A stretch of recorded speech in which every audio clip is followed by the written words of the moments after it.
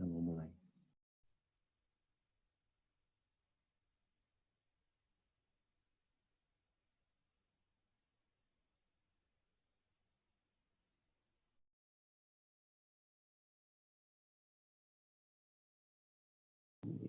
Oke. Baik. Ya. Terima kasih Miss Nadia untuk pembukaannya ya.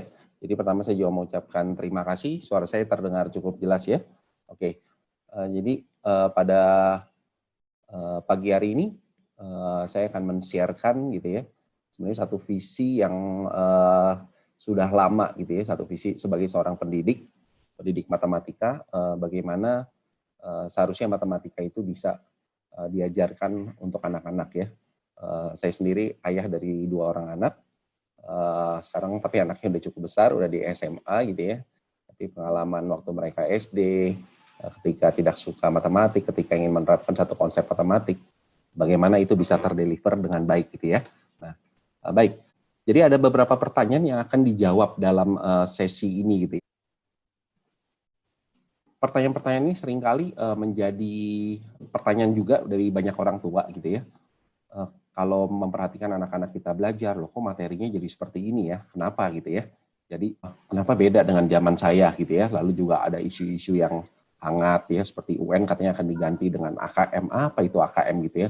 Lalu kenapa sih kok diganti-ganti gitu ya, apa dasarnya gitu ya. Gimana saya sebagai orang tua bisa mempersiapkan ya. Nah, nanti di akhir tim Curious Math akan memberikan beberapa materi dari sesi ini gitu ya, yang bisa dipakai oleh baik orang tua, guru gitu ya, untuk menindaklanjuti kegiatan ini gitu ya, karena kita juga inginnya setelah selesai ini ada action, saya sebagai orang tua bisa apa, saya sebagai guru bisa apa gitu ya. Jadi sebenarnya webinar ini untuk orang tua, tapi saya sangat berterima kasih juga kalau para guru, khususnya guru SD bisa hadir juga gitu ya, karena ini kita sama-sama sharing, sama-sama saling belajar tumbuh bersama gitu ya. Dan nanti ada saya sharekan juga beberapa tips bagaimana matematik itu at least masuk akal buat anak-anak. Ya, saya akan memulai sesi ini. Ya, baik.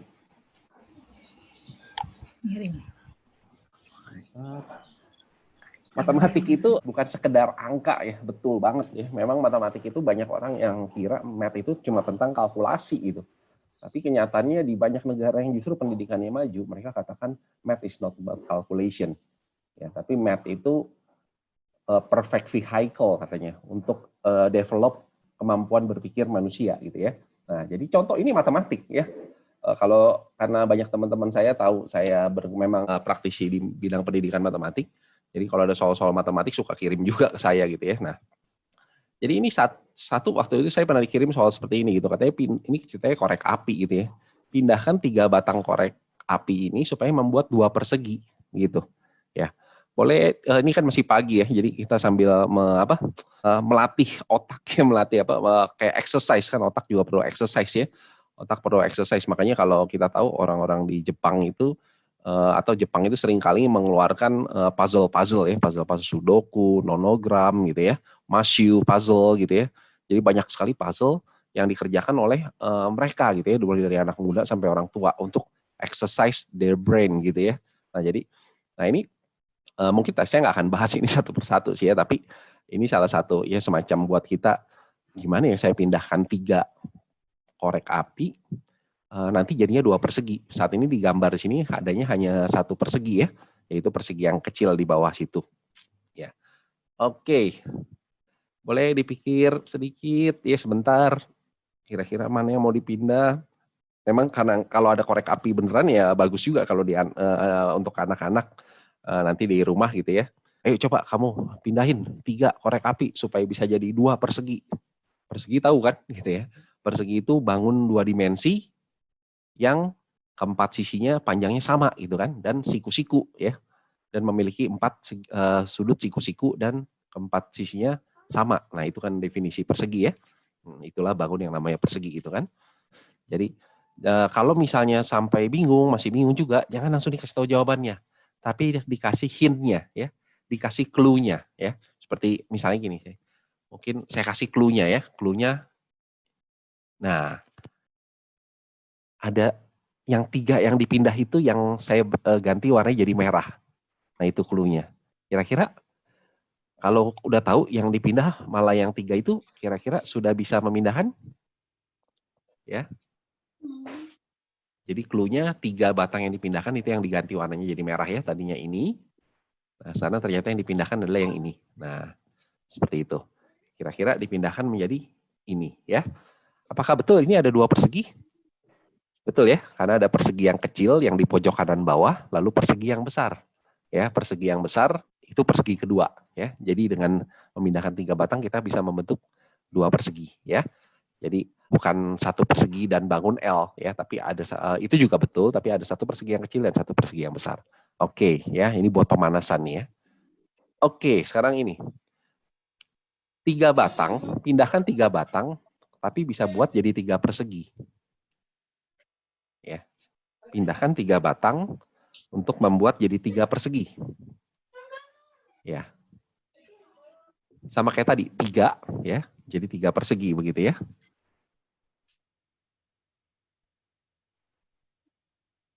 Oke.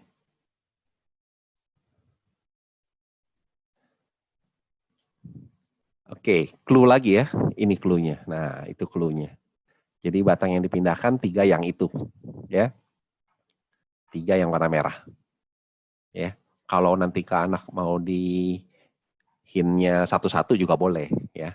Ini yang ini satu, ini yang mesti dipindahin. Kalau masih bingung tambahin hint-nya jadi 2 gitu ya. Kalau masih bingung kasih 3 ya. Kasih 3 hint, ya. Oke. Nah, ya dari sini ternyata ini 3 perseginya, ya. Jadi betul ada itu pindah, jadi muncullah 3 persegi. Baik, ya. Oke, saya lanjut. Jadi ini cuma buat apa? Pemanasan aja ya. Apakah kita akan membahas soal-soal matematik? Ada iya ya, tapi tidak semua karena waktu yang terbatas ya. Oke, baik. Nah, saya masuk ke pertanyaan pertama ya. Teknologi memang semakin maju. Bagaimana dengan matematika? Ya, kita tahu sekarang zaman otomatisasi ya, di mana-mana semua otomatisasi. Ya, AI semakin berkembang gitu ya. Bagaimana dengan matematika itu sendiri ya? Nah, saya mau share satu aplikasi yang jangan-jangan kita sebagai orang tua belum tahu tapi anak kita tahu. Wah, itu bahaya ya. Tapi ada baiknya anak kita tahu, kita juga tahu dan bisa mengarahkannya gitu ya. Nah, ada Bapak Ibu di sini yang pernah saya yang sudah tahu tentang aplikasi ini, Photomat, Smart Camera Calculator. Ya, Smart Camera Calculator. Ya, oke. Ada yang pernah pakai ini? Ya, saya peragakan ini betapa ini aplikasi dari judulnya Smart Camera Calculator. Ya, jadi AI gitu ya. Dan versi dari Photomat sendiri sudah memasuki versi yang kesekian dan itu semakin canggih ya. Semakin canggih dia bisa mendeteksi tulisan tangan ya. Dulunya versi pertama hanya bisa ketikan ya, hanya bisa kita mengetik soal mathematics gitu ya, lalu kita foto, otomatis dia memberikan jawabannya. Tapi di versi yang semakin diperbarui, saya lihat semakin canggih ya, semakin canggih. Dia tadinya soalnya belum bisa dipecahkan, udah bisa sekarang. Lalu tadinya harus ketikan, sekarang tulis tangan pun bisa. Aplikasi ini, Photomat ini bisa di-download secara gratis. Ya, bisa di-download secara gratis di Android ya, di Android maupun di Play Store. Nah, di layar Bapak Ibu sudah terlihat ini screen dari handphone saya ya. Saya punya Photomat, itu ada di kedua dari atas gitu ya, kedua dari atas. Itu Photomat, saya nyalakan, nah itu Photomat. Ini gratis. Jadi bukan harganya jutaan gitu ya. Atau berapa sangat, ini gratis dan di-download bisa setiap saat. Jangan-jangan di handphone anak kita ada Photomat gitu ya. Nah, oke ya, saya sudah menulis satu soal, ya saya akan scan gitu ya. Soalnya kira-kira ini, ya saya akan scan. Oke ya, sebentar saya perkecil dulu. Oke ya, ini ada lampu. Sebentar, nah ini. Ya, lalu saya klik. Ya. Nah, saya tulis soal setengah tambah sepertiga tambah seperempat tambah seperlima tambah seperenam tambah sepertujuh ya. Nanti kalau kita yang ada guru di sini kasih soal ke anak, lalu anaknya nulis kerjain PR-nya ya. Wih, kita senang sebagai guru. Yes, anak saya udah bisa. Padahal anaknya ternyata foto ya. Dan ternyata dia bisa aplikasi ini dia bisa show solving step-nya. Ya, kalau saya klik itu, nah kelihatan caranya ya. Jadi setengah dirubah jadi 210 per 420, sepertiga jadi 140 per 420 gitu ya. Semua kelihatan dia. Sampai jawabannya dia bilang bisa mau kasih dalam 223 per 140, mau dalam pecahan campuran 1 per 83 sampai 140, mau dalam 1,592 dalam bentuk desimal dia juga bisa keluarkan gitu ya. Jadi hati-hati Bapak Ibu guru ya. Jadi kalau memberikan soal tes, hati-hati nih. Apa betul ya anaknya memang bisa atau hanya cuma difoto soalnya gitu ya. Nah, bukan hanya soal-soal yang bentuknya perhitungan aritmatika, tapi misalnya juga saya contohkan yang lain gitu ya. Ini satu yang sudah semakin berkembang gitu ya. Jadi misalnya ada soal yang lebih saya tulis lebih kompleks. Ini tulisan tangan aja ya. Tulisan tangan. Ini misalnya ya. Sekarang fraction tapi ada perkaliannya gitu ya. Nah, itu. 1 per 1 kali 2 tambah 1 per 2 kali 3 tambah 1 per 3 kali 4 tambah 1 per 4 kali 5. Dalam secepat kilat dia keluar jawabannya adalah 4 per 5. Ya. 4 per 5. Langsung dapat 0,8. Mau ada caranya? Ya tulis caranya ya. Ketik ini, nah keluar caranya ya. Oke, jadi bahkan kalau nanti anak-anak SMP, anak-anak SMA ketika mendapat soal-soal lain yang bentuknya seperti kita misalnya persamaan-persamaan kuadrat gitu ya, misalnya x kuadrat min 5x plus 6 misalnya, ini bukan materi SD tapi saya berikan contoh betapa powerful-nya aplikasi ini gitu ya. Jadi saya foto dulu soalnya, ini soalnya sederhana, dia bisa menyelesaikan jauh lebih kompleks dari ini ya. Nah, x kuadrat min 5x plus 6 keluar jawabannya x1-nya 2, x2-nya 3 gitu ya. Mungkin yang udah lama nggak lihat matematik SMA gitu ya. Jadi keluar caranya ada gitu ya. Caranya ada, keluar sampai jawabannya complete solution, full solution. Jadi bukan cuma hanya jawabannya gitu ya. Nah, jadi pertanyaannya teknologi ini akan terus berkembang ya. Jadi ada beberapa soal yang tadinya saya katakan tadinya nggak bisa, sekarang sudah bisa dia ya. Namanya artificial intelligence. Artificial intelligence itu kan dia diprogram untuk semakin terus memperbarui ya. Sistemnya kan input output database. Ya dulu belum bisa, tapi ada cara-cara metode-metode yang baru diinput lagi oleh pembuatnya gitu ya, atau dia boleh bisa mencari solusinya sendiri, semakin komplit gitu ya, semakin lengkap ya. Jadi ini satu aplikasi, silakan Bapak Ibu download di Android. Coba kalau nanti diminta suruh bayar bisa lapor ke saya, ntar saya laporin gitu ya. Enggak, itu saya bercanda ya. Bagaimana kalau soal cerita? Nanti kalau soal cerita nggak bisa ya. Kalau soal cerita nggak bisa ya. Oleh karena itu guru perlu kreatif. Bagaimana soal-soal itu tidak bisa dikerjakan oleh teknologi ya.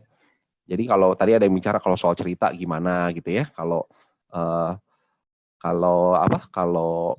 soal-soal seperti apa yang tidak bisa dilakukan oleh Photomath. Banyak sekali soal-soal yang masih belum bisa dilakukan oleh Photomath ya. Tapi kalau basic arithmetic, Photomath ini sangat bisa mengerjakan ya. Bahkan sampai soal-soal yang kompleks yang manusia bisa mengerjakan itu sangat lama, Photomath hitungannya detik ya, detik. Jadi ya itulah kemajuan teknologi seperti itu ya. Kalau nanti misalnya ada guru-guru ingin diskusi silakan gitu ya. Saya senang banget kalau bisa share gitu ya bagaimana kita juga sebagai manusia gitu ya bisa mengembangkan apa yang tidak tergantikan oleh komputer dan teknologi secanggih apapun ya. Oke ya. Tadi ada yang sedikit menyinggung tentang soal cerita. Betul banget. Soal cerita belum bisa saat ini ya. Saat ini soal cerita belum bisa diselesaikan pakai Photomath. But who knows someday ya. Who knows someday ya. Oke, saya balik ke PPT saya. Oke ya. Jadi memang kemajuan teknologi sesuatu yang kita nggak mau pakai silakan, dia tetap akan maju ya. Di luar sana tetap akan pakai gitu ya.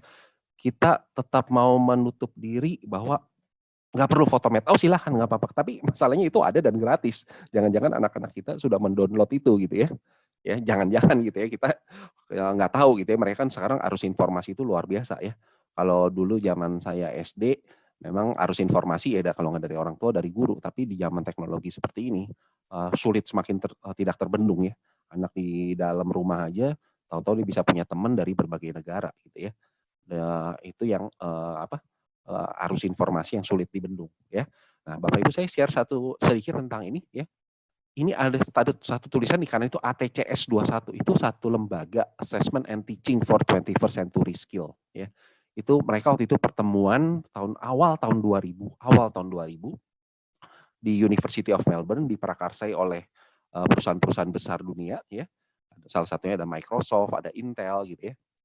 Perusahaan-perusahaan besar di dunia. Ya, jadi mereka mencoba berkolaborasi dengan lembaga-lembaga pendidikan ya. Jadi mereka mengeluarkan statement seperti ini. We are taking teaching and learning above and beyond ya. Jadi mereka keluarkan super skill 4C yang harus dikuasai anak-anak ya. Jadi mereka berkolaborasi nih ya. Karena industri berubah, skill yang dibutuhkan anak-anak berubah ya. Katanya mereka kasih nama 4C super skill ya. Ternyata 4C itu maksudnya 4C ya. Nah, Bapak Ibu bisa lihat di sini apa 4C yang masuk ke dalam 4C itu.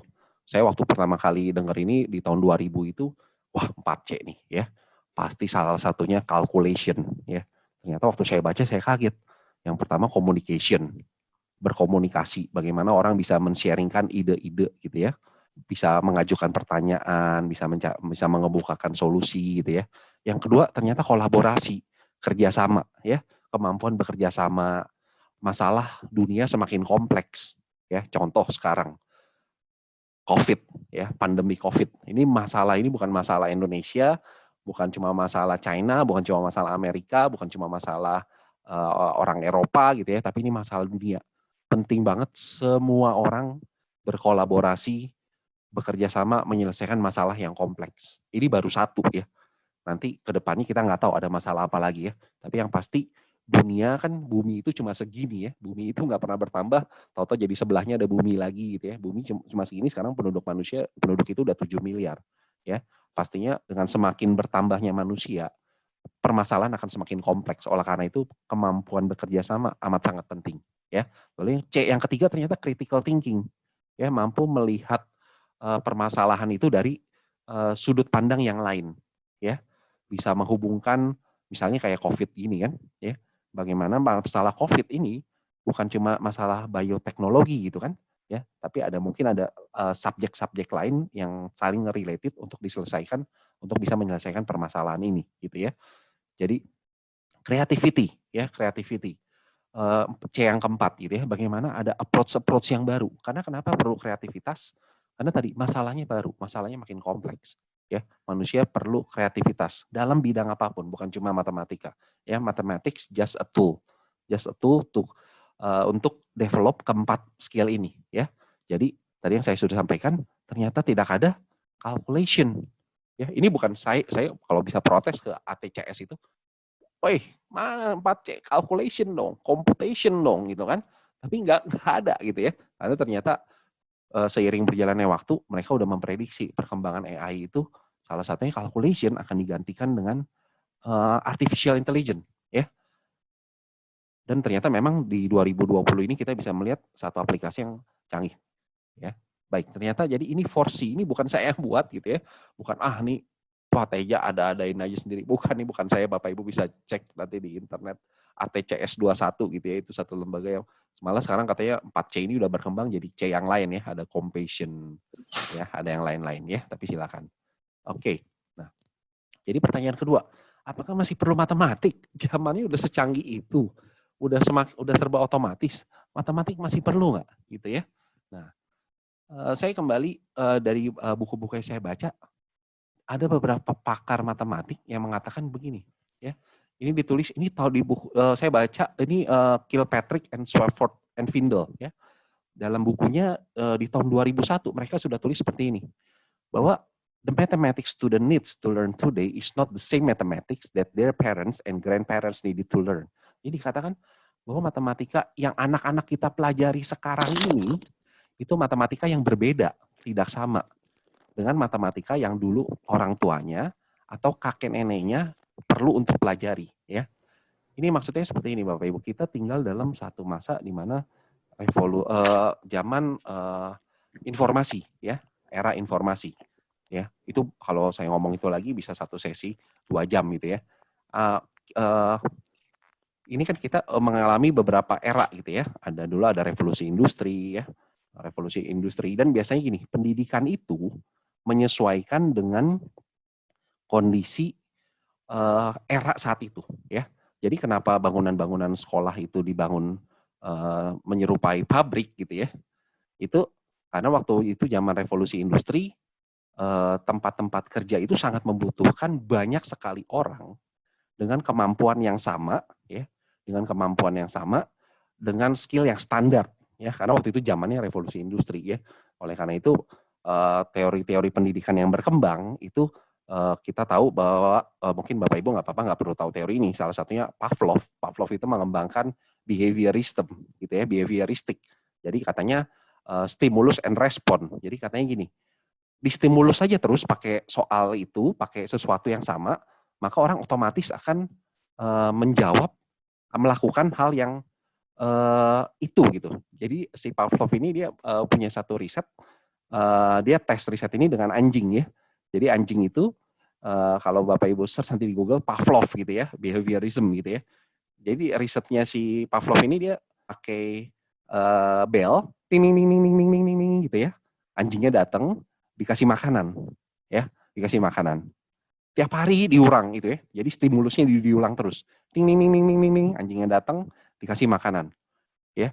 Sampai suatu kali, udah hari keberapa, dikasih bunyi naik, ting ting ting ting, anjingnya datang, nggak ada makanan. Ternyata air liur anjingnya keluar. Nah, itu stimulus and respond, ya.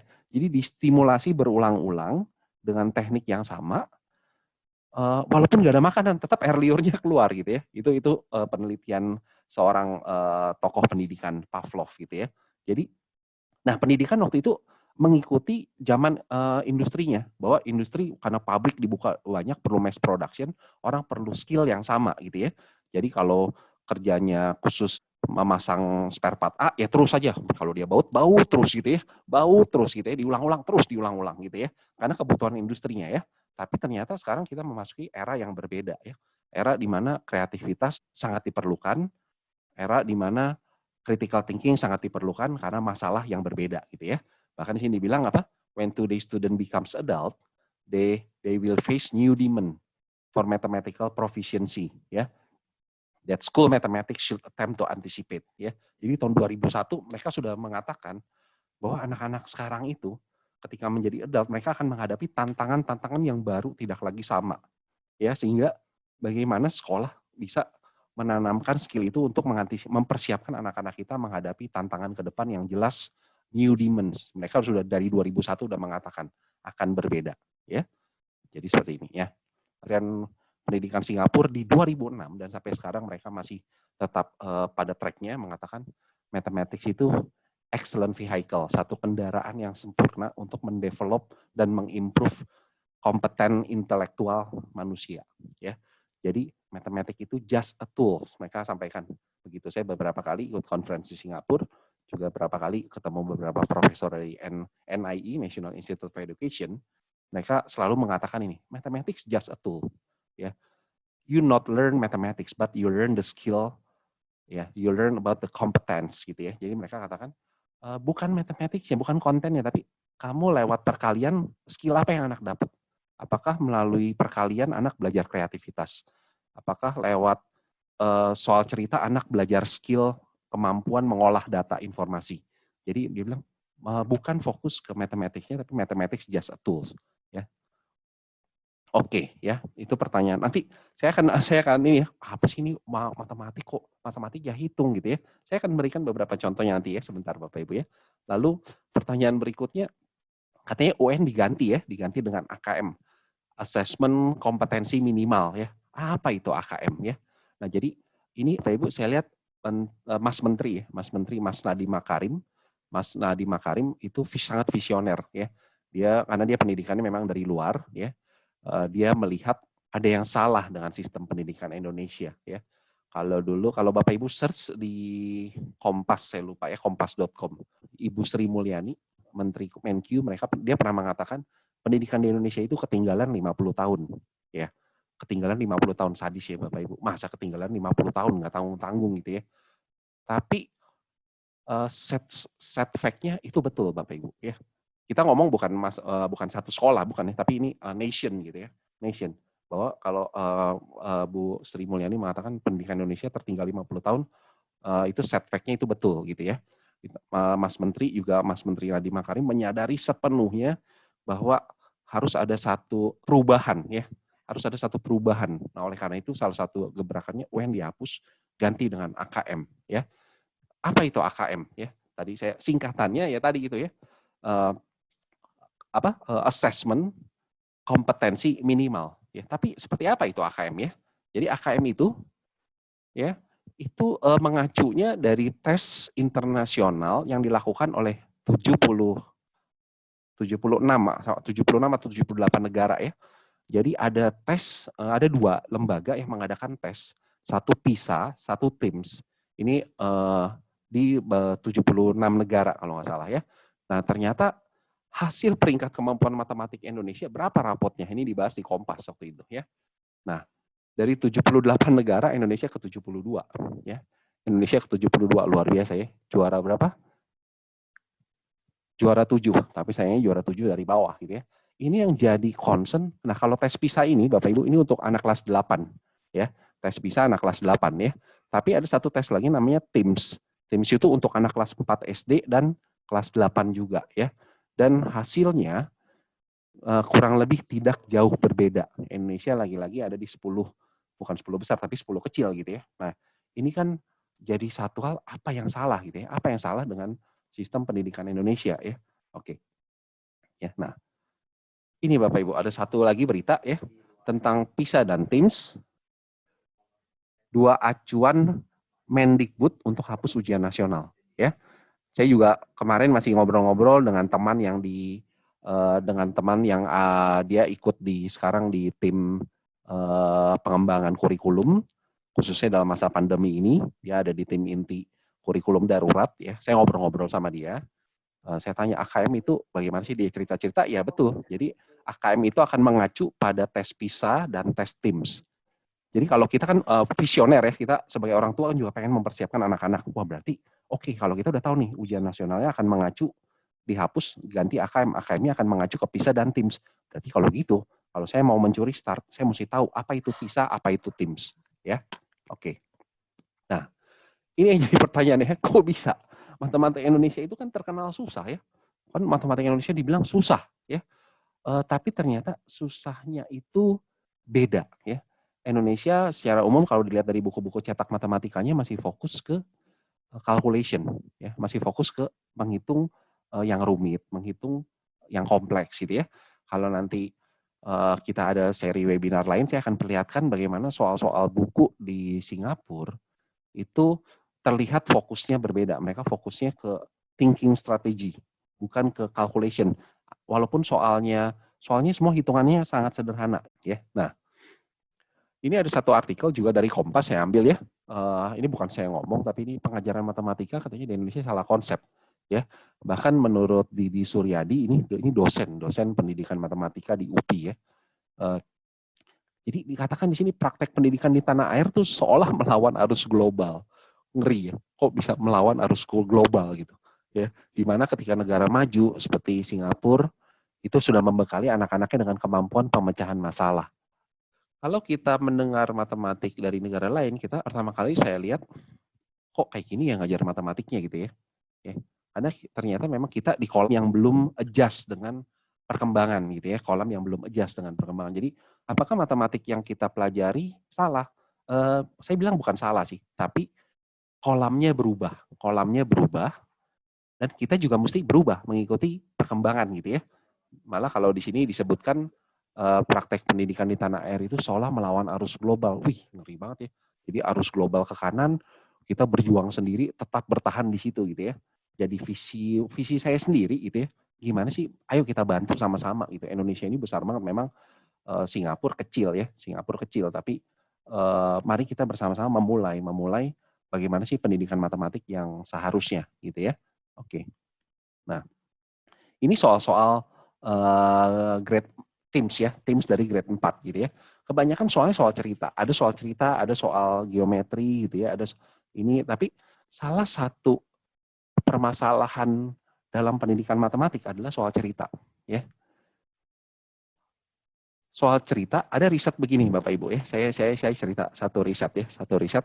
Ini riset ini dilakukan bukan di Indonesia tapi di Amerika ya. Jadi mereka mengatakan begini, bahwa kalau anak dapat soal cerita, itu anak sudah tidak baca lagi soalnya. Ya, mereka buktikan hasil riset ini gitu ya. Jarang anak-anak SD dapat soal cerita, mereka baca soalnya. Ya, kebanyakan kalau ada di situ soal dibilang lagi pelajaran matematik, ada soal cerita, ada angka 5, ada angka 4, kalau dua-dua angkanya kecil, itu kalau nggak ditambahin dikali. Ya. Kalau satu angkanya besar, satu angkanya kecil, itu kemungkinan soalnya kalau nggak dibagi, dikurang. Gitu jadi ya. Jadi nggak usah dibaca, apalagi misalnya lagi topik addition, lagi topik penjumlahan. Udah kamu nggak usah baca. Tambahin aja semua angka di situ, kamu udah pasti bener. Gitu ya. Jadi ini mengusik juga dan ternyata mereka riset ini ya. Jadi satu peneliti mereka bekerja sama dengan guru-guru matematik di sana. Jadi guru-guru ini masuk ke dalam kelas membawa pertanyaan yang dari si peneliti ya, yang dari si peneliti ini ya. Jadi yang masuk guru matematik. Jadi soalnya itu sederhananya begini Bapak Ibu. Seorang petani punya kambing 5, punya domba 10. Berapa umur si petani gitu soalnya ya. Jadi seorang petani punya kambing 5, punya domba 10. Berapa umur si petani ya. Nah, lalu ada catatan di bawah soal itu. Kalau kamu merasa soal ini aneh, kamu atau kamu rasa kamu ada janggal soal ini, kamu diam aja. Ya, tolong kamu diam aja, jangan mengganggu yang lain. Karena ini kan riset ya, riset. Jadi jangan sampai nanti ada satu anak yang teriak, Pak, ini soalnya kok begini aneh. Wah, ntar bubar semuanya kan karena aware. Jadi kan semua anak kan jadi aware gitu ya. Jadi tolong kalau kamu aneh, kalau merasa soal ini janggal, ya nggak usah dikerjain gitu aja. Tapi kamu tolong diam aja gitu kan. Nggak usah melakukan tindakan yang buat teman sebelahnya jadi tahu gitu ya. Nah, hasil riset ini luar biasa mengejutkan. Ternyata kelas 4, kelas 5, kelas 6. Ini dilakukan di kelas 4, kelas 5, dan kelas 6. Ya. Ternyata anak yang terbanyak menjawab soal itu adalah anak-anak kelas 6. Jadi lucu, kelas 4 sekitar 40%, kelas 5 naik, kelas 6 paling banyak mencapai 60%-an. Ya. Jadi ternyata lucu. Merasa, jadi hasil riset ini menjadi tanda tanya gitu ya. Wah, kok bisa ya anak makin besar nggak dibaca soalnya, langsung dijawab gitu ya. Nah, mungkin karena yang masuk guru matematik, kalau guru sejarah yang masuk atau guru PKN gitu ya, mungkin anak tanya, nih ngapain nih guru PKN ngasih soal math, tapi ini sengaja supaya risetnya nggak terdistract, jadi dia pakai guru math ya, masuk, dan anak merasa nih kalau yang masuk guru math kasih soal, wah ini soal cerita as usual gitu kan, ya pasti ada jawabannya gitu loh, dan ternyata benar, makin ke atas grade-nya, makin anak nggak baca dan ini ya, jadi ini satu riset yang mengenai soal cerita, ternyata anak sekarang udah banyak sekali yang kalau dapat soal-soal itu nggak dibaca ya. Padahal sekarang zamannya zaman era informasi yang menuntut anak untuk memilah informasi mana yang hoax, informasi mana yang real gitu ya. Bukan cuma baca tapi harus diklarifikasi gitu ya. Karena tinggal di zaman era informasi. Jadi oleh karena itu sekarang mereka melakukan banyak hal revolusi dalam hal pembelajaran matematik ya. Banyak sekali bagaimana anak di-encourage untuk baca ya. Nanti saya akan berikan contohnya di belakang ya. Oke, ini contohnya soal Teams ini soal cerita juga ya. Dia dia cuma pakai simbol kotak gitu ya. Lalu diminta menjawab yang mana gitu ya. Ini soal cerita, pasti ada soal ceritanya ya. Oke. Lalu ini soalnya juga sangat sederhana. Jadi soal-soal internasional itu Bapak Ibu jangan membayangkan ini soal yang standarnya luar biasa tinggi, standar olimpiade, sama sekali bukan, karena ini untuk general gitu ya. Nah, seperti soal yang di depan ini dikatakan rectangle mana yang seperempatnya di-shaded ya. Rectangle mana yang seperempat bagiannya itu diarsir. Ya, bukan satu pertanyaan yang susah yang kayak tadi, malah saya pakai fotomat setengah tambah sepertiga tambah seperempat tambah seperlima tambah seperem. Ya, tapi ini uh, pengen menguji satu konsep aplikasi paling dasar dari suatu pecahan. Ya, anak yang kalau dia merasa 1/4 itu ya just ada angka 1 di atas, ada angka 4 di bawah. Apa artinya itu? Ya saya nggak tahu sih. Makanya jangan heran Bapak Ibu kalau anak tidak paham konsep, kita bisa kaget ngelihat jawabannya. Kalau ada soal 1/4 tambah 1/4, ada anak bisa jawab 2/8, itu berarti dia just memorize the procedure, dia cuma coba ingat-ingat prosedurnya tanpa dia punya pemahaman yang sebetulnya dalam gitu ya. Jadi, oh kalau 1/4 tambah 1/4, ya itu 1 tambah 1 ditambahin 2, 4 tambah 4 tambahin 8.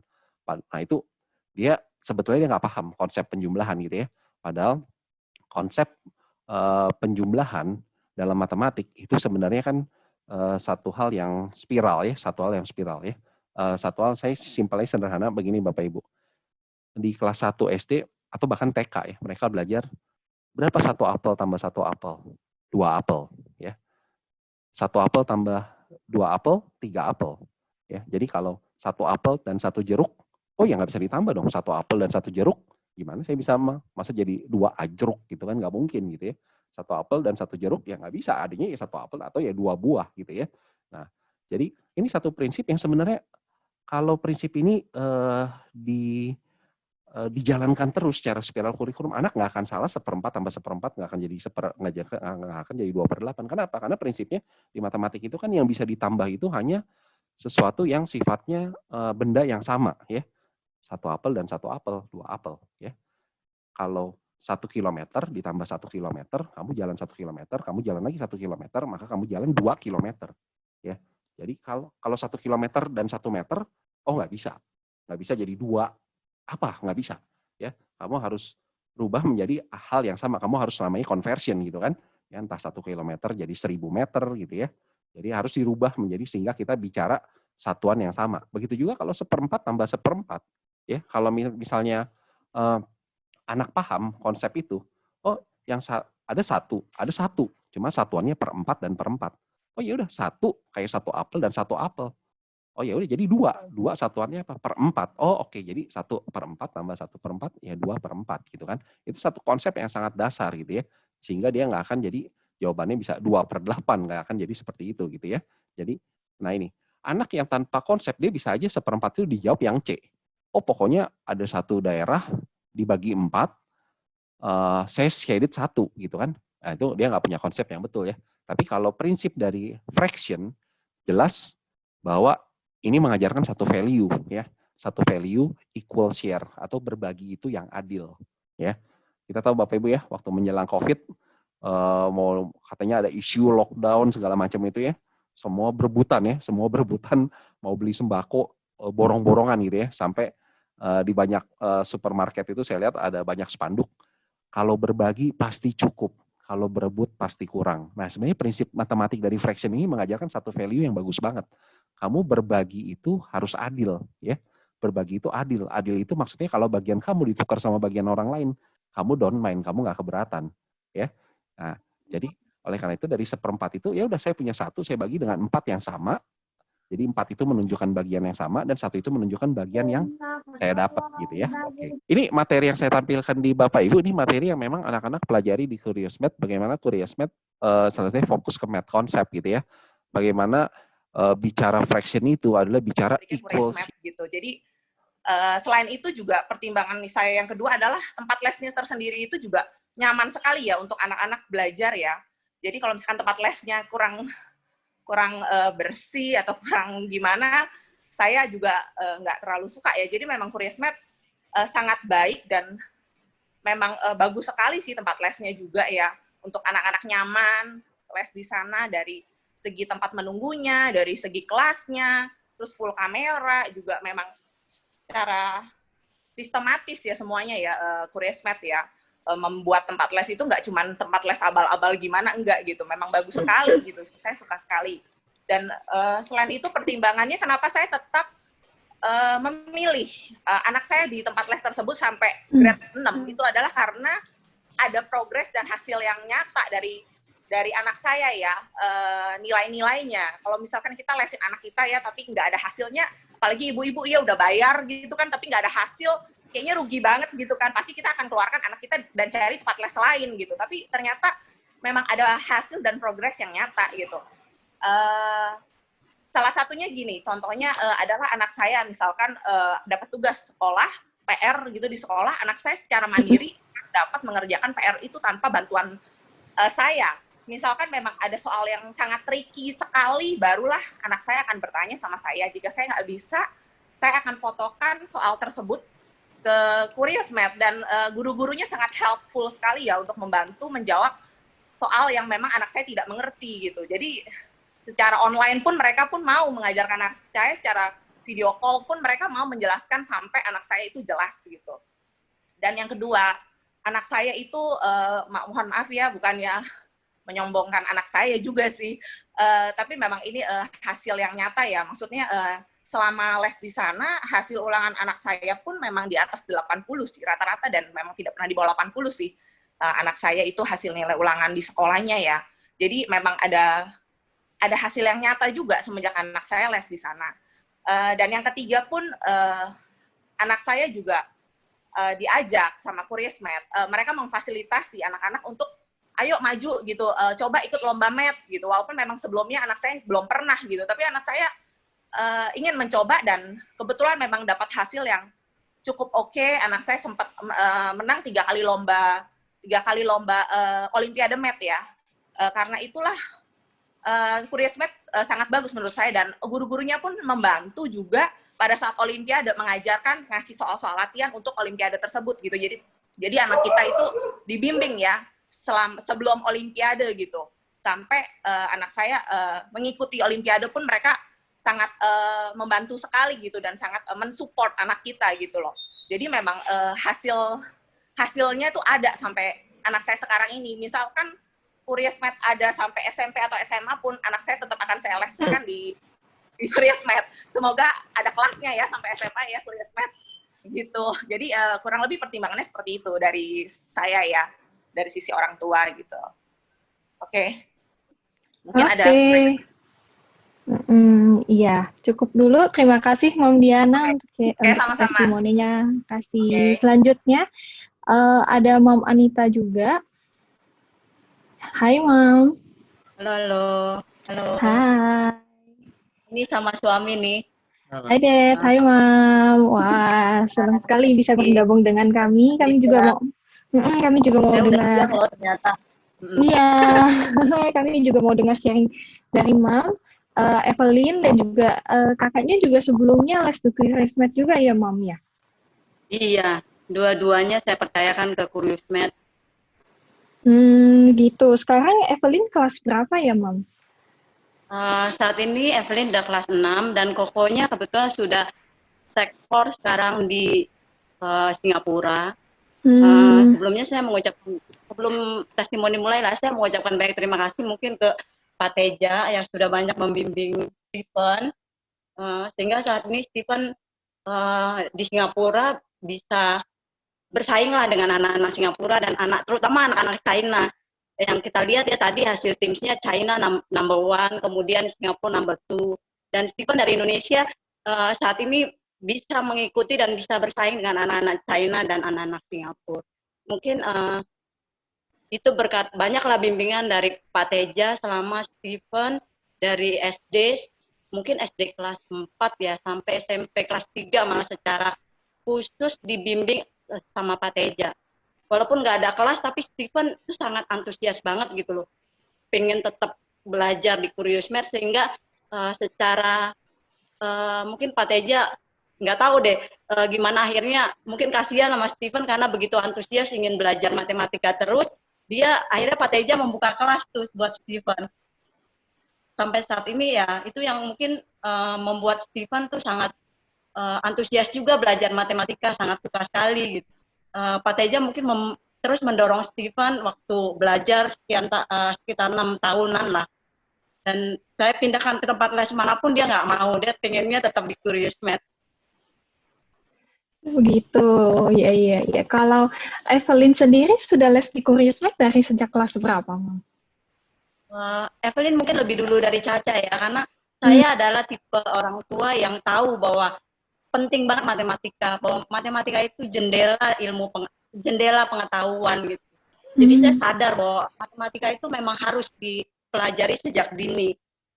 saya pingin juga, kan orang banyak bilang nih anak-anak banyak orang tua banyak bilang masih terlalu kecil lah belajar matematika gitu ya.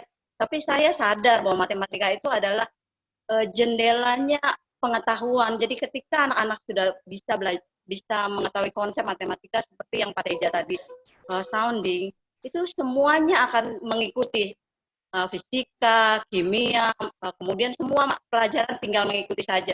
Karena ketika dua anak saya mengerti tentang konsep matematika yang baik, yang diajarkan di Curious Math, saya nggak pernah lagi mengalami kesulitan untuk mereka belajar yang lain. Termasuk anak saya yang pertama yang mendapatkan beasiswa ke Singapura, itu juga saya hanya mengajarkan konsep matematika, kemudian dilengkapi dengan ya selama les di Curious Math oleh Pak Teja. Itu luar biasa banget perkembangannya, sehingga Steven benar-benar sangat tertarik sekali, sangat benar-benar matematika itu benar-benar membuat dia tuh suka banget gitu. Wah, Stevennya dapat beasiswa ya, Mam ya? Ke Singapura. Ya, beasiswa. Wah. Iya, thank you Pak Teja. Terus Evelynnya juga seperti yang sama dengan Caca. Evelynnya juga sama dengan Caca. Artinya saat ini juga dia sangat menyukai matematika, kemudian nilainya juga sangat memuaskan. Saya tinggal mendorong aja sedikit, dia sudah bisa semua gitu. Artinya ya memang konsep yang seperti Pak Teja bilang tadi, bahwa thinking strategiknya sudah masuk benar gitu.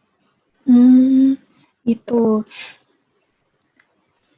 Dulu awalnya kenapa Mam dan Dad memilih Curious Math nih? Apa pertimbangannya memilih Curious Math, mempercayakan Curious Math untuk membimbing Steven dan Evelyn nih, Mam? Kalau pilihan saya sih sebenarnya saya justru pinginnya enggak sama dengan pelajaran sekolah. Artinya kalau anak saya sudah bisa lebih tinggi belajar ya silakan diajarkan yang lebih tinggi gitu. Sepertinya ya memang Curious Math memfasilitasi itu. Ketika Steven pengen lomba matematika, pengen ikut olimpiade, pengen ikut American Olimpiade gitu, Curious Math sangat mendukung Steven, sehingga ya diberikan pelajaran tambahan di luar jadwal les pun diberikan pelajaran tambahan, dan kadang-kadang Pak Teja langsung yang membimbing, sehingga ya benar-benar itu tempat les yang menjadi pilihan kami. Artinya tidak perhitungan waktu, kemudian juga benar-benar membimbing sepenuh hati, sehingga anak-anak saya itu benar-benar sangat curious banget dengan matematika. Dan saya merasa itu membuat kami sebagai orang tua menjadi sangat mudah gitu. Pelajaran lainnya semua tinggal ikuti, artinya jendelanya sudah terbuka dan semuanya udah mengikuti saja. Logical thinking mereka juga sangat baik sekali. Jadi saya juga sarankan kepada para orang tua, jangan memikirkan bahwa belajar matematika tunggu anaknya besar. Nanti kalau anaknya sudah besar, sudah dipengaruhi teman-teman bilang bahwa matematika itu sulit dan sudah tertanam, malah jadi repot sendiri gitu. Buat saya, sedini mungkin membuat mereka menyukai matematika, sehingga pada saatnya mereka tidak terpengaruh oleh teman-teman bahwa matematika itu sulit. Kalau nilai saya jelek, teman saya juga jelek. Seperti itu sebenarnya sebaiknya tidak. Jadi sejak dini sebaiknya harus mengenal konsep matematika yang menarik dan yang benar. Baik, terima kasih Mam Anita. Menurut saya tempatnya. Oh, ya. Gitu. Baik, terima kasih Mam Andet untuk testimoninya. Terima kasih Bu. Salam untuk Steven ya. Kangen sama Steven. Thank you. Steven belum pulang, Pak, nanti saya. Baik, kita akan masuk ke sesi tanya jawab. Kami sudah mengumpulkan pertanyaan-pertanyaan dari para peserta. Ini bersemangat sekali, sangat antusias kami melihat pertanyaan-pertanyaannya.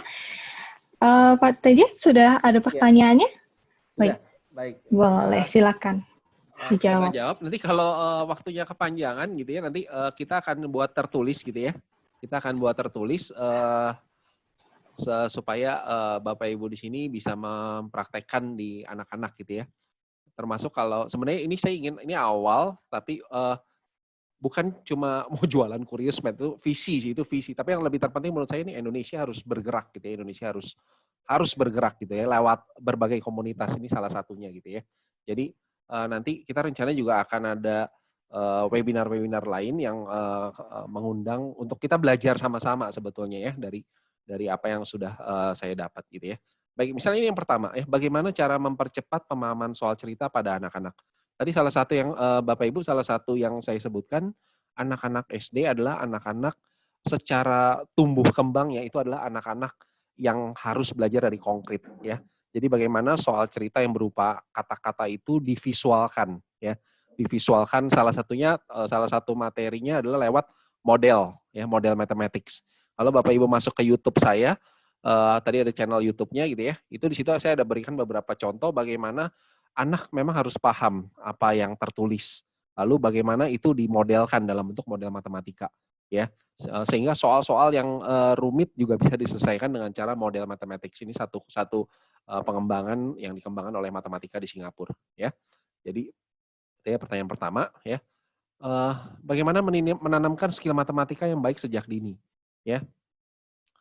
Begini, kenapa waktu kami memulai Curious Math ini saya juga yang nawarin bimbel tuh banyak banget ya, tapi saya nggak mau. Kenapa? Karena saya nggak mau berada di kolam yang salah gitu loh. Saya nggak mau, udah tahu nih arusnya salah, nggak apa-apa deh. Di Indonesia masalahnya memang saat ini saya tahun pertama mulai itu seperti lawan arus gitu ya. Tapi lama-lama semua sadar gitu ya, Mas Nadim juga sadar, ini kita babak belur ini kalau begini terus gitu kan. Jadi bahkan kita sebenarnya Indonesia yang melawan arus global gitu ya. Jadi bagaimana menanamkan tadi, pertama materi itu memang harus mendukung anak melatih menanamkan habits of mind tadi ya.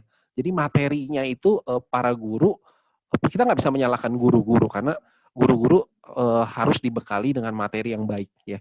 Materi yang memang menanamkan keterampilan berpikir ya. Jadi kalau ditanya skill apa yang baik, habits of mind. Bagaimana anak-anak melihat sesuatu soal-soal yang baru itu bukan takut gitu ya, tapi bisa mengembangkan pemikirannya ya. Oke. Ya, ini masih banyak pertanyaan bagaimana caranya bisa senang mengerjakan soal cerita. Tadi ya kalau saya sendiri mempraktekkan ke anak saya sendiri, dia harus understand what they read gitu ya. Lalu yang kedua, coba visualkan aja ya, visualkan dengan cara gambar model tadi ya. Ya. Betul. Jadi salah satu hasil riset mengatakan jangan pernah mengajarkan ke anak kata kunci. Ya. Karena banyak sekali diajarkannya kata kunci. Itu kata kunci itu ternyata banyak menyesatkannya. Itu nanti kalau ada webinar tentang word problem, saya bisa berikan contoh-contoh kata kunci yang menyesatkan. Jadi maksud saya gini, kata kunci yang menyesatkan. Kalau ada kata-kata more, ada kata-kata lebih banyak, berarti soalnya ditambah ya. Nah itu kata kunci. Dan ternyata banyak soal yang menggunakan kata more, ternyata soalnya dikurang gitu ya. Jadi bukan itu salah kalau pendekatannya soal cerita itu didekati dengan kata-kata kunci gitu ya. Walaupun ada betulnya di beberapa, tapi itu bukan satu strategi yang baik gitu ya. Oke, ya. Apa yang diajarkan berbeda dengan soal yang diberikan oleh karena itu tadi. Kalau tadi saya sebut problem solving, ya problem solving itu bagaimana anak bisa menyelesaikan soal-soal yang memiliki keterbaruan, ya. Pemerintah Singapura sejak 2006 mengatakan ujian nasional mereka 20% soalnya tidak pernah dilihat baik oleh guru, baik oleh murid, baik oleh kepala sekolah. Jadi kalau sekolah tidak mengajarkan bagaimana cara berpikir problem solving, dijamin nilainya paling tinggi 80. Jadi cuma ngandelin exercise, latihan gitu ya. Itu pun kalau betul semua. Mereka udah garansi 20% problemnya adalah sesuatu yang baru. Ya, itu cara memaksa. Ya, cara memaksa. Oleh karena itu sekolah penting mengajarkan skill-skill yang diperlukan tadi ya. Oke. Banyak beredar pertanyaan di dunia maya. Oh ya, 3x4, 4x3 gitu ya, disalahkan ya. Sebetulnya begini, sampai kelas 4 prinsip itu sebelum prinsip komutatif diajarkan, anak betul-betul harus paham perbedaan 3x4 dengan 4x3 ya. Itu seperti kalau contoh yang saya juga baca di dunia maya itu betul juga sih. Minum obat 1x3 sama 3x1 beda gitu ya. 3x1 artinya sekali minum satu obat, minumnya 3 kali gitu ya. Kalau 1x3 minumnya sekali minum 3 obat gitu ya. Dan efek ke badan kan beda gitu ya. Jadi selama nanti di kelas 5 udah boleh terbalik. Kenapa? Karena di kelas 5 mereka sudah diajarkan yang namanya hukum komutatif. Ya, hukum komutatif bahwa dalam persegi panjang itu yang panjangnya 3 dan 4 dengan 4 dan 3 ternyata luasnya sama gitu ya. Jadi memang ada konsep yang harus dipahami dulu ya. Tapi nggak boleh main disalahkan begitu aja kalau gurunya nggak ngajarkan gitu ya. Tapi itu konsep tadi ya, Begitu anak belajar hukum komutatif, baru anak boleh menggunakan prinsip itu ya.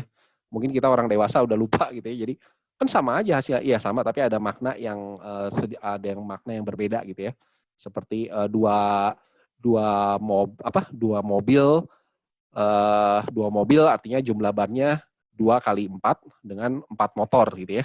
4 motor masing-masing rodanya 2 gitu kan ya. Jadi ada bedanya gitu ya, walaupun sama-sama 8 gitu ya. Oke. Bagaimana cara mengajar secara online ke siswa? Membaca sudut menggunakan busur, menggambar sudut menggunakan jangka berhubungan dengan geometri. Sebetulnya ada beberapa tools ya, ada beberapa tools yang lain. Saya mesti buka ini saya sebentar ya. Tapi itu ada beberapa tools yang lain, memang ada yang gratis, ada yang berbayar. Tapi ini saya kalau pakai iPad gitu ya, saya nggak tahu kalau di Android apakah ada, itu ada, Bapak Ibu bisa cek, atau saya tampilkan aja, saya tampilkan sebentar, semoga kelihatan di layar. Nah itu kalau Bapak Ibu lihat di layar, itu ada beberapa tools ya, ada beberapa tools matematik, ada yang gratis, ada yang bayar gitu ya. Seperti kalau geometri itu sebentar, ada fraksi, ada manipulatif, cuma ini saya masih yang, nah ini ya, ini di sini ada banyak tools yang bisa dipakai. Ada, kalau nggak salah ada geometri, tapi coba bisa lihat di Android gitu ya, beberapa tools yang bisa kita pakai untuk melatih konsep ya dan cara menggunakannya ya. Oke, memang dengan online ini cukup terbatas ya, menjadi cukup terbatas ya. Oh, ini ada pertanyaan tentang AKM ya. Apa itu AKM? AKM itu tadi yang sudah saya sampaikan, rencananya pemerintah akan ganti UN dengan AKM, yaitu Assessment Kompetensi Minimal ya. Di kelas 4 ya, di kelas 4 disesuaikan dengan assessment TIMSS dan PISA-nya ya, disesuaikan dengan TIMSS dan PISA-nya. Ya, jadi international assessment-nya itu untuk anak-anak kelas 4 ya. Oke.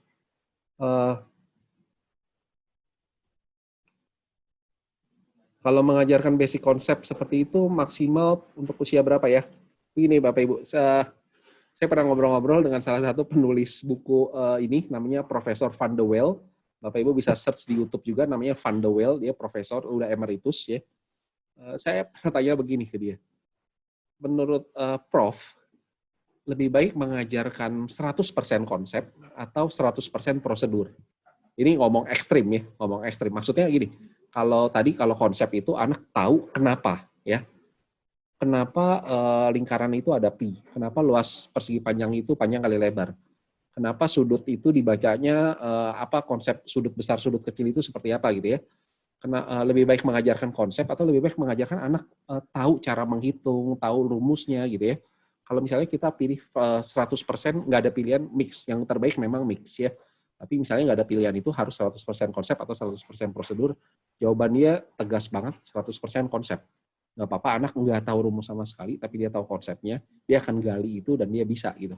Daripada 100% prosedur tanpa konsep ya. Jadi kalau ditanya dari umur berapa, dari awal ya. Dari TK ya. Saya pernah memberikan pelatihan ke guru-guru TK. Ada satu teknik yang saya ajarin ke guru-guru TK itu namanya subitasi. Ya, subitizing. Itu juga bukan teknik saya yang menciptakan, saya cuma baca, saya praktekin ke anak-anak TK, juga ke anak saya sendiri. Itu ada yang namanya 10 frame. 10 frame itu tangan Bapak Ibu 5 ini amazing. 5 ini sangat ramah dengan otak kita, sangat ramah dengan otak kita gitu ya. Jadi bagaimana tadi 9 tambah 5 dibaca menjadi 10 dan 4 gitu ya. Jadi fleksibilitas berpikir itu penting lewat apa yang Tuhan udah kasih gitu ya. Jadi sejak awal itu bisa seperti ini Bapak Ibu. Kalau Bapak Ibu main dadu, subitasi itu apa sih? Kok ini bahasanya susah banget. Subitasi itu bukan itu bahasa istilahnya, saya nggak ketemu bahasa Indonesianya ya. Artinya jadi apa? Cuma seperti ini. Kalau Bapak Ibu main dadu itu ya, main ular tangga gitu ya, atau main halma, kalau lempar dadu, lempar dadu ya, dadu 6 gitu ya. Itu udah nggak dihitung lagi kan titik-titiknya kan? Yakin pasti itu 6. Yakin pasti itu 5 gitu ya, bukan setiap lempar dadu dihitungin titiknya lagi gitu ya. Kenapa kita nggak usah hitung ulang? Karena otak kita sudah mengenali pattern-nya gitu ya. Otak kita sudah mengenali pattern-nya. Nah, subitasi itu seperti itu. Ya, jadi itu bisa diterapkan lewat 10 frame. Itu satu topik tersendiri lagi ya. Tapi saya mau sampaikan di sini bahwa sejak kecil anak-anak itu sudah bisa dikenalkan lewat basic skill, ya, basic skill berpikir, ya. Jadi seperti itu. Kalau seperti apa nanti ujian AKM, kebanyakan soal cerita, ya, kebanyakan soal cerita, soal-soal yang menguji konsep justru, ya, menguji konsep, bukan angka-angka yang menjelimet, enggak seperti itu. Tapi AKM itu seperti apa? AKM itu kalau tadi saya akan share lewat admin ya, lewat admin Curiosmed akan dikirimkan materi soal Teams. Itu bisa Bapak Ibu pakai untuk melihat seperti apa ujian AKM nanti, karena pemerintah sudah state clear. Kemarin saya konfirmasi lagi ke teman saya yang di tim inti revisi kurikulum termasuk kurikulum darurat ini, mengatakan bahwa yes, acuannya Teams dan PISA ya. Jadi kalau kita mau daripada menunggu pemerintah mengeluarkan bank soalnya, kita udah bisa start sebetulnya sekarang lewat soal Teams. Nanti saya akan bagikan ya, saya akan bagikan supaya Bapak Ibu bisa lihat lebih clear apa sih maksudnya gitu ya. Oke, presentasi juga akan saya share ya, Bapak Ibu ya. Oke, kalau buku banyak sekali buku education yang saya baca gitu ya. Kalau bukunya mau saya share, ada yang e-book, ada yang hard copy masalahnya ya. Ya, nanti saya bisa share sih beberapa ya. Oke, ya tadi ini sama ya 350 tambah 3, 350 kali 3 dianggap salah, tergantung kelasnya. Oh, kalau kelas 3 SD iya. Kelas 3 SD masih belum belajar hukum komutatif. Jadi perlu clear dulu dia paham makna dari 3 groups of 4 atau 4 groups of 3 gitu ya. Oke. Baik. Oke, ada pertanyaan lagi, apa hubungannya UN, AKM, PISA, Teams ya, dan UN kelas 6. Oke. UN sekarang dihapus ya. UN sekarang dihapus digantikan oleh AKM ya. Digantikan oleh AKM. Jadi UN dihapus diganti oleh AKM. Tidak lagi di kelas 6 tapi di kelas 4 ya. Apa hubungannya? Hubungannya pemerintah mengembangkan tes AKM itu melalui International Standardized Test yaitu TIMSS dan PISA. Tapi Bapak Ibu kalau mau mencari, kalau anaknya di SD carinya yang TIMSS saja karena yang menguji SD itu TIMSS. Kalau yang SMP itu TIMSS dan PISA di kelas 8. Kalau Bapak Ibu mau cari misalnya punya anak sekarang kelas 8 mau, ini persiapan nih mau ujian AKM, boleh cari soal-soal PISA dan soal-soal TIMSS. Ya, itu diujikan di kelas 8 juga. Oke. Baik, ada pertanyaan lain? Ya, ini kita fokusnya ke SD ya. Sekarang ini saya ngajar SMA, Bapak Ibu ya, tapi saya suka banget sih sama Math Education. Saya sekarang ini punya satu kelas yang saya sedang ajar khusus untuk persiapan International Standardized Test A-Level. Ya, dan ngajarnya lagi topik statistik, seru banget ya. Oke, coba saya ada pertanyaan lainnya, saya lihat di pertanyaan-pertanyaan yang tidak terjawab nanti dibuat tertulis ya, atau sudah semua, ada lagi? Sepertinya sudah semua, Pak. Sudah semua ya? Sudah semua terjawab. Iya, ini bisa minta PPT, bisa orang ilmu ini untuk disebar supaya kita jadi gerakan ya. Ini bukan masalah Curiosmed Bapak Ibu, tapi ini masalah kita harus bergerak bersama untuk yang lebih baik dan yang seharusnya gitu ya. Baik. Ya, nanti kalau keberatan kita juga bisa buat grup WA untuk bisa saling share ya. Saya juga bisa share kalau ada apa hal yang saya pengen bagikan gitu ya. Boleh silakan, ada pertanyaan tadi kira-kira ya, silakan. Pak Teja, saya pertanyaan boleh terakhir. Oh iya. Silakan boleh, Bu. Pak Teja, kalau Steven itu ya saat anak saya yang di Singapura sekarang, itu kan kalau saya tanya dia ujian dia itu kan semua katanya ujian esai. Ya di sini nanti yang TIMSS atau yang PISA itu esai atau multiple choice ya? Gabungan Bu, ada esai, ada multiple choice, gabungan. Oh, soalnya kalau anak saya yang di Singapura, saya juga baru tahu bahwa ternyata di Singapura itu semua ujian tidak ada yang multiple choice. Mereka semua ujian esai. Jadi artinya ada esai pendek, ada esai panjang. Betul, bahkan sekali. Ujian nasional O-level pun mereka esai semua. Betul. Tuh, maksudnya yang di Indo nanti ada multiple choice ya Pak? Iya, ada ya. Betul sekali Bu Anita. Jadi di Singapura itu hanya ujian SD, PSLE yang masih ada multiple choice-nya. Ya, tapi itu pun gabungan multiple choice dan esai. Ada short answer, ada long answer gitu ya. Tapi untuk O-level, untuk lewat SMP, apalagi A-level itu sama sekali tidak ada multiple choice. Karena itu kalau Bapak Ibu search ya, Kan soal-soal itu kita bisa dapat di internet dengan gratis. Nah, kalau pas download soal, jangan cuma download past papernya, tapi download juga mark scheme, skema nilai. Ya, mark scheme itu bagaimana seorang guru mengoreksi pekerjaan siswa. Jadi kalau soalnya itu cuma 10 lembar, mark scheme-nya itu bisa 40 lembar. Jadi bagaimana jawab kemungkinan alternatif, jawaban anak 1, jawaban alternatif 2, alternatif 3, alternatif 4. Jadi kalau ditanya, boleh nggak anak jawab dengan nggak sama dengan jawaban gurunya? Sangat boleh. Ya. Yang saya dengar malah ngobrol dengan satu profesor Math Education di Singapura, mereka katakan, kalau skema nilainya itu ada 5 opsi, ada anak jawab dengan opsi ke-6, itu nggak boleh dinilai. Artinya jawaban anak itu harus dikirim dulu ke MOI buat kunci jawaban tambahan, disebar semua kunci jawaban ke seluruh sekolah, baru dinilai. Berarti ada alternatif yang lain yang perlu dibuatkan kunci jawabannya dulu. Jadi betul sekali, Bu, kalau memang O level dan A level tidak ada multiple choice sama sekali. Tapi kalau SD, AKM masih ada multiple choice. Ya, oke.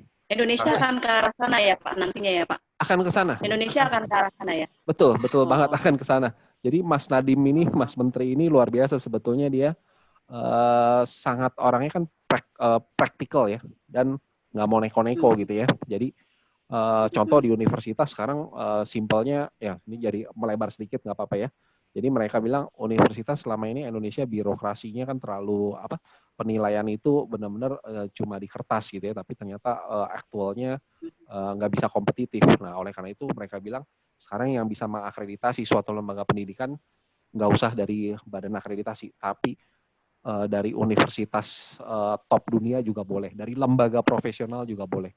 Jadi memang pola pikirnya si Mas Menteri ini saya lihat sangat maju ya, mungkin karena dia juga hasil didikan luar gitu ya, yang sangat praktikal. Jadi pengen betul-betul orang tuh kalau berskill itu bukan main-main gitu, bukan cuma sekedar terakreditasi A gitu ya, tapi betul-betul kamu memang punya lembaga yang bisa menghasilkan orang-orang yang berskill ya. Jadi nggak mau basa-basi kalau Mas Nadiem saya lihat ya. Oke. Indonesia menuju ke sana ya, silakan.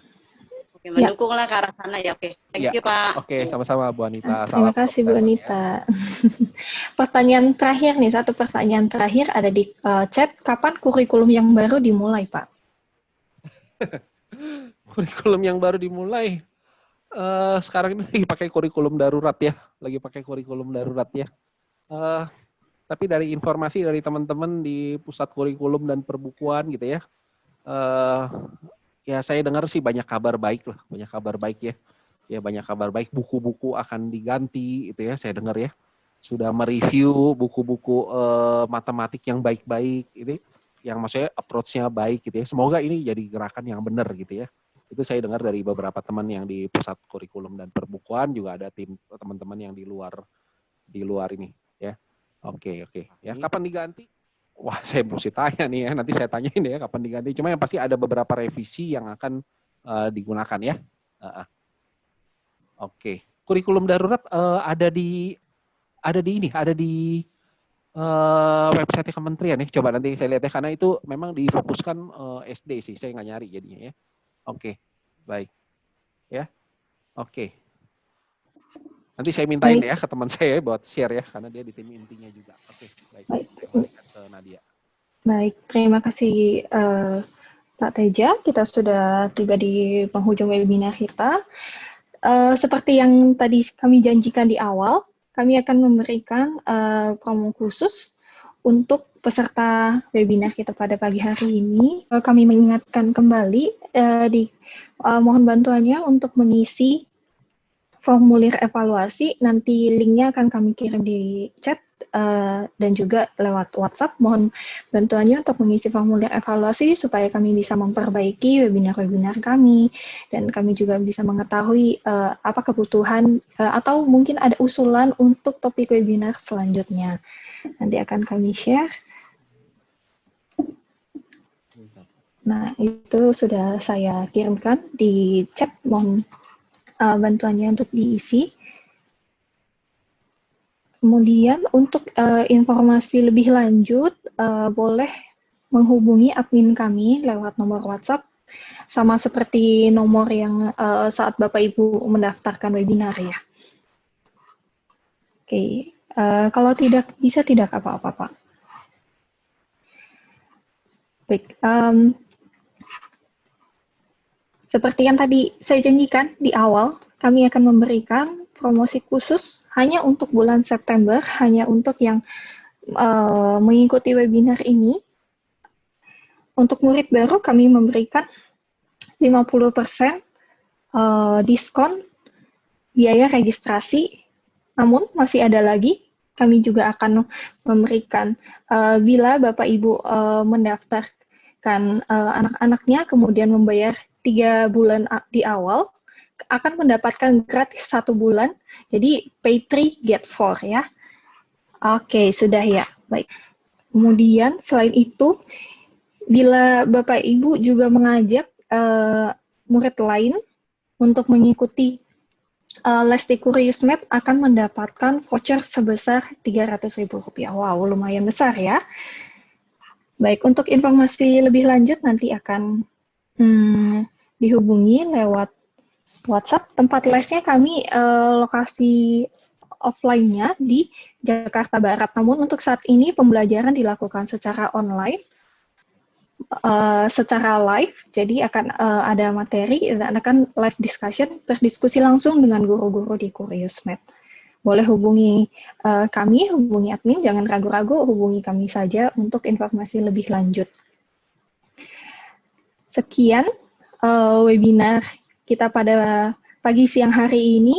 Terima kasih banyak untuk para peserta yang sudah bersama dengan kita sampai 2 jam ya, sekitar 2 jam. Terima kasih banyak untuk partisipasi dan antusiasmenya. Ya, Bapak Teja, ada yang mau disampaikan lagi? Ya, terima kasih Bapak Ibu untuk boleh mendengarkan sharing. Nanti yang saya sudah sampaikan, nanti dari setelah ini kita akan coba bisa berkomunikasi, ada lewat grup WA ya untuk sharing, untuk juga ada email-email yang akan kami kirimkan juga. Silakan Bapak Ibu melengkapi feedback ya untuk kami perbaikan dalam mengadakan webinar selanjutnya. Sekali lagi terima kasih Bapak Ibu, selamat siang.